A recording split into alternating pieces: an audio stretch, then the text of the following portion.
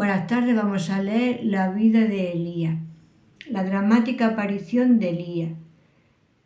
Elías apareció en la escena de la acción pública durante una de las horas más oscuras de la triste historia de Israel. Se nos presenta al principio de 1 Reyes 17 y no tenemos que hacer más que leer los capítulos procedentes para descubrir el estado deplorable en que se hallaba entonces el pueblo de Dios.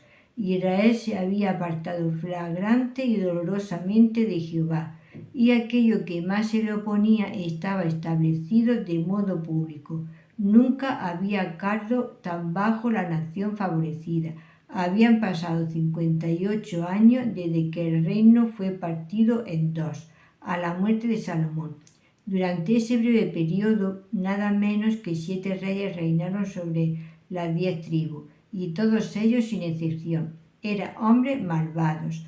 Es en verdad doloroso trazar sus tristes carreras y aún más trágico ver cómo ha habido una repetición de la misma en la historia de cristiandad.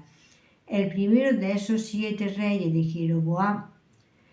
El primero de esos 7 reyes era Jeroboam. Acerca de él leemos que hizo 2 becerros de oro y dijo al pueblo: harto habéis subido a Jerusalén. He aquí tus dioses, oh Israel, que te hicieron subir de la tierra de Egipto.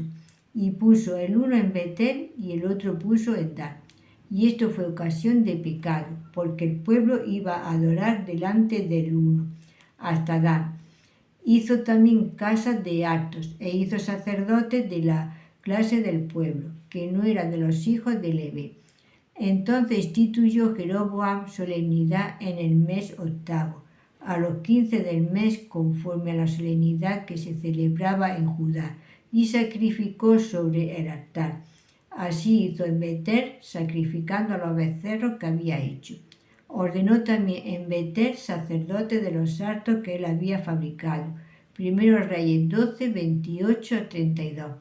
Quede debidamente claro que la apostasía comenzó con la corrupción del sacerdocio, al instalar en el servicio divino hombres que nunca habían sido llamados y aparejados por el Señor. Del siguiente rey, Nadab, se dice que hizo lo malo ante los ojos de Jehová, andando en el camino de su padre, y en sus pecados con que hizo pecar a Israel. 1 Reyes 15, 26. Le sucedió en el trono el mismo hombre que le había asesinado, Baasa. 1 Reyes 15, 27. Siguió después Ela, un borracho, quien a su vez fue asesinado. 1 Reyes 16, 8 a 10. Su sucesor, Zimri, fue culpable de traición. 1 Reyes 16, 20. Le sucedió un aventurero militar llamado Omri, del cual se nos dice que hizo lo malo a los ojos de Jehová, e hizo peor que todos los que habían sido antes de él, pues anduvo en todos los caminos de Jeroboam, hijo de Nabat, y en su pecado con que hizo pecar a Israel, provocando a ira a Jehová, Dios de Israel, con sus ídolos.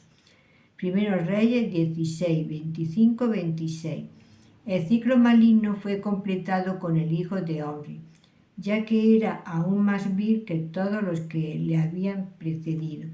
Y Acab, hijo de Omri, hizo lo malo a los ojos de Jehová, sobre todo lo que fueron antes de él, porque le fue ligera cosa andar en los pecados de Jeroboam, hijo de Nabat, y tomó por mujer a Jezabel, hija de Etbaal, rey de los Sidonios, y fue y sirvió a Baal, y lo adoró.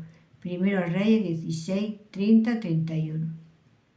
Esta unión de Acab con una princesa pagana trajo consigo, como bien podía esperarse, pues no podemos pisotear la ley de Dios impunemente, la más terrible consecuencia. Toda traza de adoración pura a Jehová desapareció en breve espacio de tiempo, y en su lugar la más grosera idolatría apareció en forma desenfrenada. Se adoraban los becerros de oro en Dan y en Betel.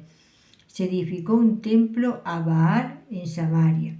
Los bosques de Baal se multiplicaron y sus sacerdotes se hicieron cargo por completo de la vida religiosa de Israel. se declaraba llanamente que Baal vivía y que Jehová había cesado de existir. Cuán vergonzoso era el estado de cosas que se ve claramente en la palabra que sigue.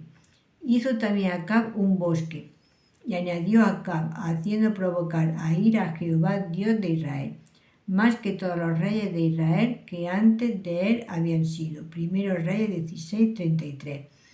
El desprecio a Jehová Dios y la impiedad más descarada habían alcanzado su punto culminante. Esto se hace más evidente aún en el versículo 34. En su tiempo Hiel de Betel reedificó a Jericó. Ello era una afrenta tremenda, pues estaba escrito que Josué le juramentó diciendo: maldito delante de Jehová el hombre que se levantare y reedificare esta ciudad de Jericó. En su primogénito eché su cimiento y en su menor asiente su puerta. Josué 6:26.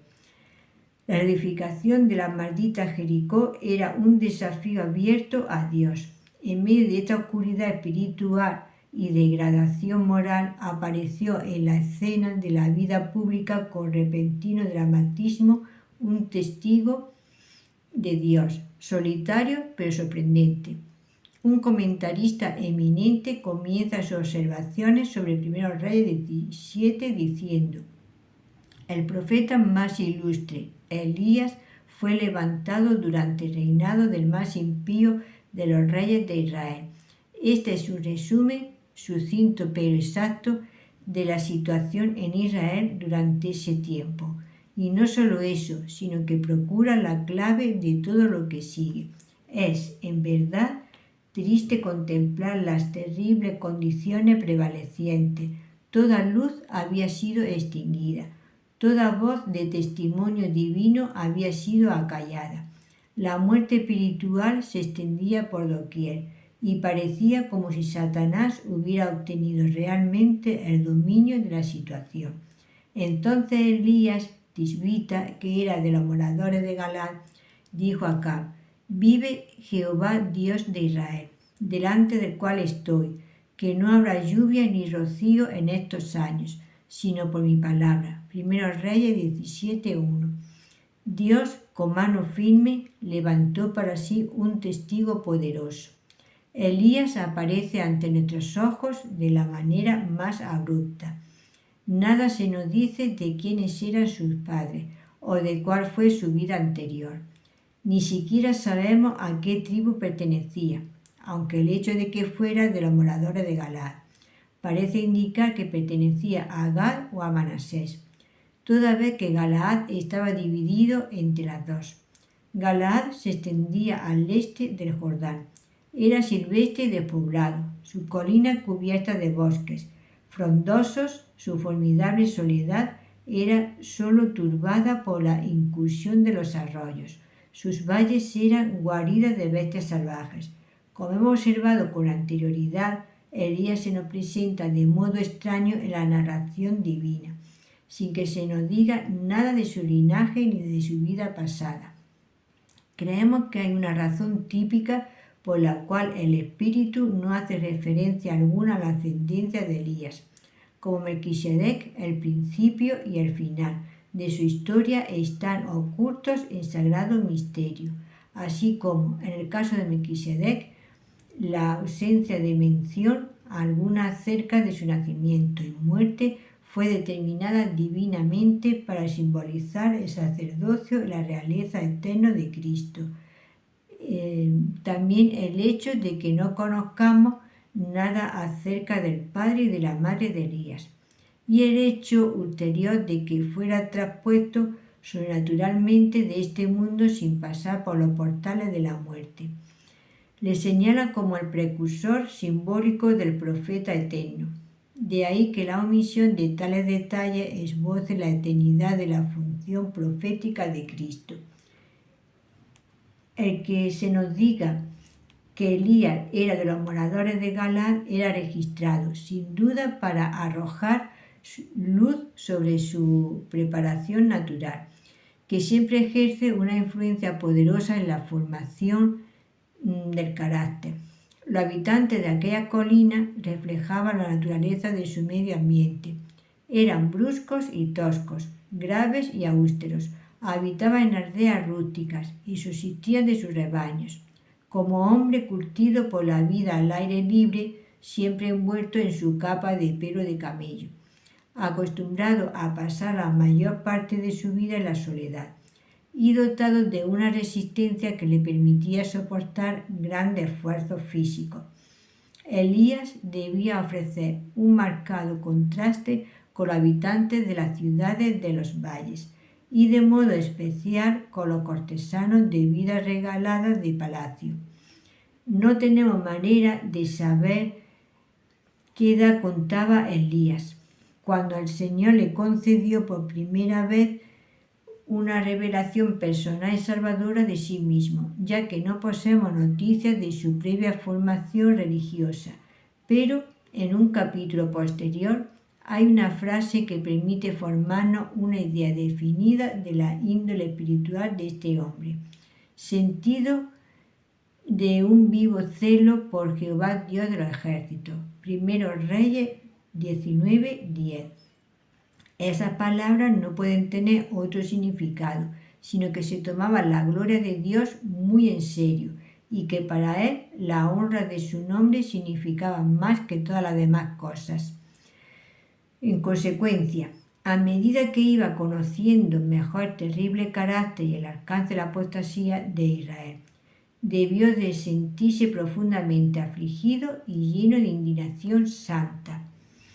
No hay razón para que dudemos de que Elías conocía la Escritura perfectamente, de modo especial los primeros libros del Antiguo Testamento, sabiendo cuánto había hecho el Señor por Israel y los señalados favores que les había conferido. Debía anhelar con profundo deseo que le agradaran y glorificaran.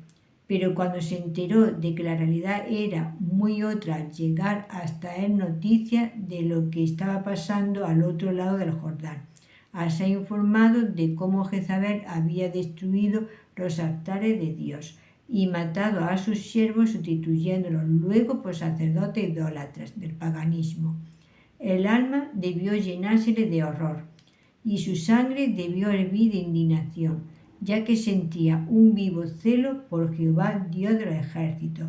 Ojalá nos llenara a nosotros en la actualidad tal indignación justa. Es probable que la pregunta que agitaba a Elías fuera: ¿cómo debo obrar? ¿Qué podía hacer él, un hijo del desierto rudo e inculto? Cuanto más lo meditaba, más difícil debía parecerle la situación. Satanás, sin duda, le susurraba al oído: no puede hacer nada, la situación es desesperada. Pero había una cosa que podía hacer: orar, el recurso de todas las almas probada profundamente. Y así lo hizo, como se nos dice en Santiago 5:17. Rogó con oración. Oró porque estaba seguro de que el Señor vive y lo gobierna todo. Oró porque se daba cuenta de que Dios es todopoderoso y que para Él todas las cosas son posibles. Oró porque sentía su propia debilidad e insuficiencia y, por lo tanto, se allegó a aquel que está vestido de poder y que es infinito y suficiente en sí mismo. Pero para ser eficaz, la oración debe basarse en la palabra de Dios, ya que sin fe es imposible agradarle, y la fe es por el oír, y el oír por la palabra de Dios. Romanos 10:17.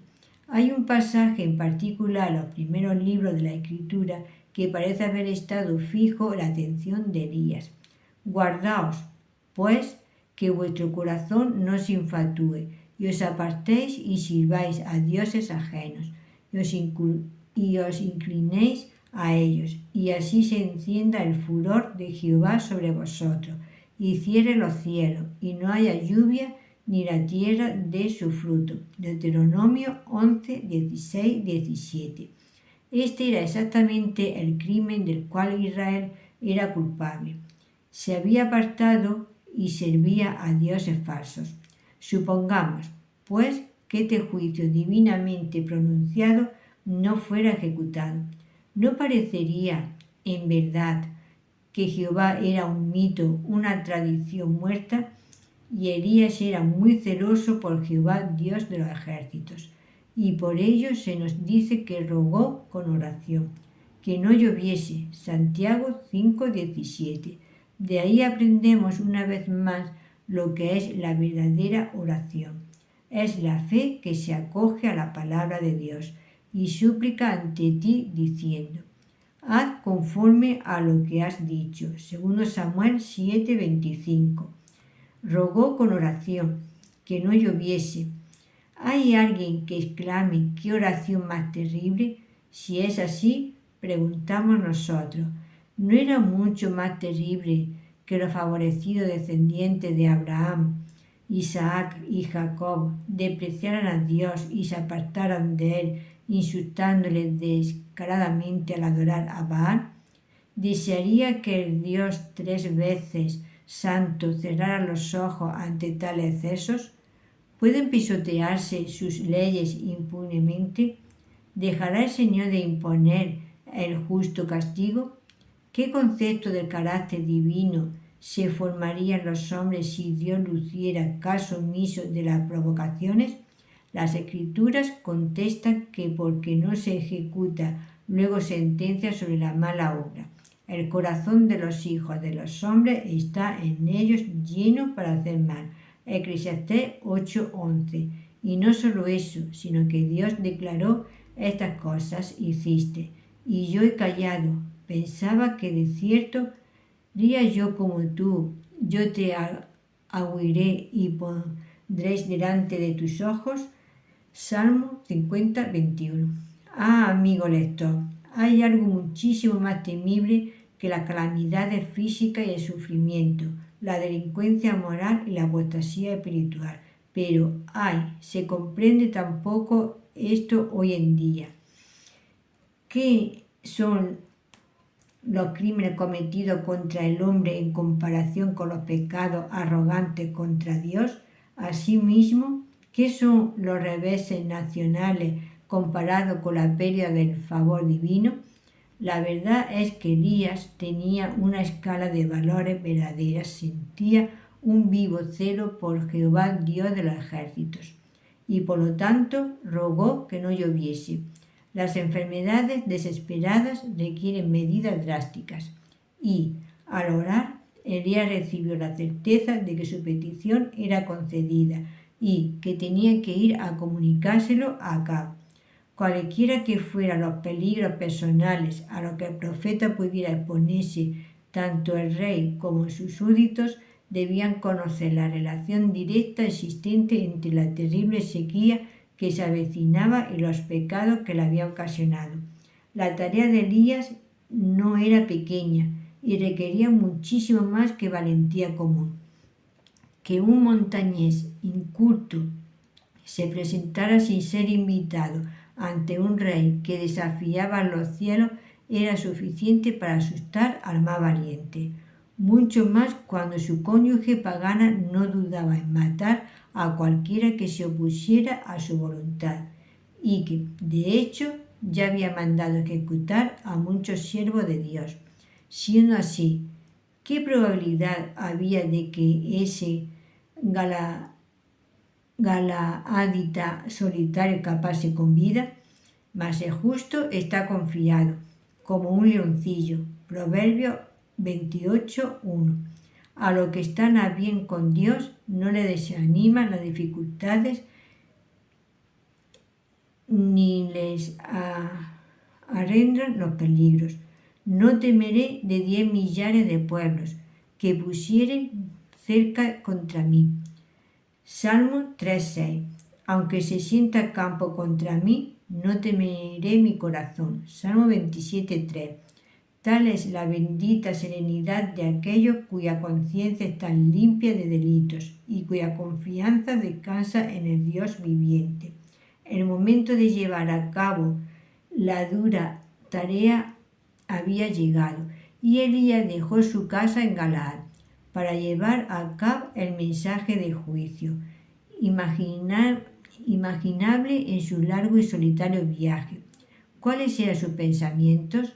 ¿Se acordaría de la semejante misión encargada a Moisés cuando fue enviado por el Señor a pronunciar su ultimátum al soberbio monarca de Egipto? El mensaje que llevaba no iba a agradarle más al rey degenerado de Israel. No obstante, tampoco tal recuerdo había de disuadirle o intimidarle, sino que el pensar en la secuela había de fortalecer su fe. Dios, el Señor, no abandonó a su siervo Moisés, sino que extendió su brazo poderoso en su ayuda y le concedió un completo éxito en su misión. Las maravillosas obras de Dios en el pasado debería alentar siempre a su siervo en el presente. Si te ha gustado, le puedes dar a la campanita y un like y sígueme. Y también podéis seguir en TikTok como Las Cosas de Abby. Y mi nombre es María Virtudes Berenguer Segura.